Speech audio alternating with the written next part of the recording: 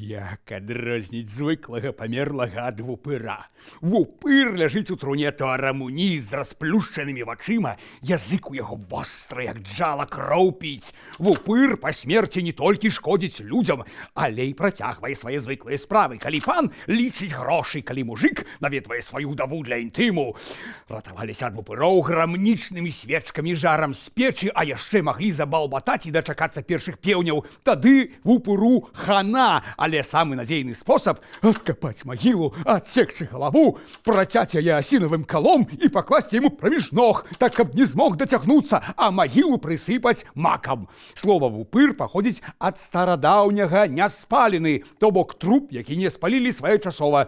Параўнайце з лацінскім «пурус» ці ангельскім «pure» – чысты, бо ачышчаны агнём, а вупыр не ачышчаны, ось і бадзяецца па свеце, мучаецца. Такая гісторыя.